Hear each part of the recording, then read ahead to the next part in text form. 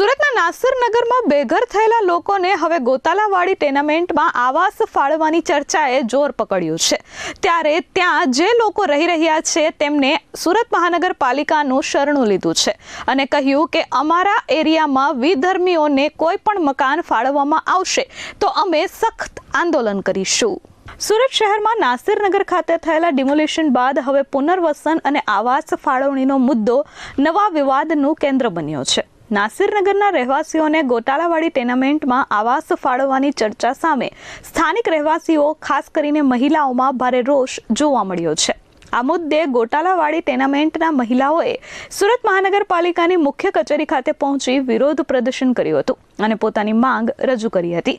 વિરોધ પ્રદર્શન દરમિયાન મહિલાઓએ જણાવ્યું હતું કે તેઓ છેલ્લા ઘણા વર્ષોથી આવાસ માટે સંઘર્ષ કરી રહ્યા હતા। આશરે 9 વર્ષ સુધી ભાડાના મકાનમાં રહેવાની ફરજ પડી હતી અને અનેક પ્રકારની મુશ્કેલીઓનો સામનો કરવો પડ્યો હતો। લાંબી રાહ જોયા બાદ તેમને તાજેતરમાં જ ગોતાલાવાડી ટેનામેન્ટમાં મકાન ફાળવવામાં આવ્યા છે। આવા સંજોગોમાં અન્ય વિસ્તારોના પરિવારોને અહીં આવાસ ફાળવવાની તૈયારીઓ સામે તેઓ અસંતોષ વ્યક્ત કરી રહ્યા છે।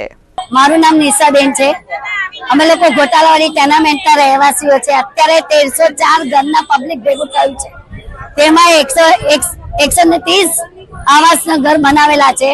તેમાં આજે સવારે ન્યૂઝમાં અમને ખબર પડી કે નાસિરનું ડેવલપ થયું છે તો ત્યાંના પબ્લિક 130 ઘરમાં રહેવા માટે આવે છે।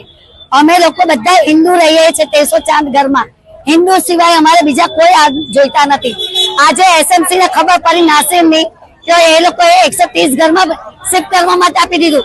આજે જ્યારે અમે 9 વર્ષ થયા અમારા ટેનામેન્ટના ગોટાવાડી ડેવલપ થયેલું હતું ત્યારે એસએમસી એ 3 વર્ષ અમને ભાડા પણ બંધ કરી દીધેલા હતા અને ત્યારે અમે લોકો બહુ હેરાન થયા। ત્યારે એસએમસી ને ખબર નહીં પડી કે આ 1304 પબ્લિક ઘરના તેમ ભાડા વગરના ઘર વગરના કેવી રીતે રહેતા હશે ને આજે એ લોકોને ખબર પડી તો એ લોકોને એ માટે આવાસ તૈયાર કરી દીધા।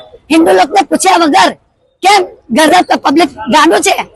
9 વર્ષ અમને ત્યારે કીધું નહીં ત્યારે અત્યારે એ લોકોના માટે ચિંતા કરવા માંડ્યા એસએમસી વાળા। અત્યારે એમને જરૂર હોય તો બીજા બધા બહુ આવાસો છે ત્યાં શિફ્ટ કરી દો પણ અમારા ત્યાં નહીં। બહુ જરૂર હોય તો મામલતદારને કેવું કે તમારું ઘર શિફ્ટ કરવા માટે આપી દે તો આંદોલન કરીશું પણ અમારા ઘર પાસે બીજા કોઈ જોઈએ નહીં।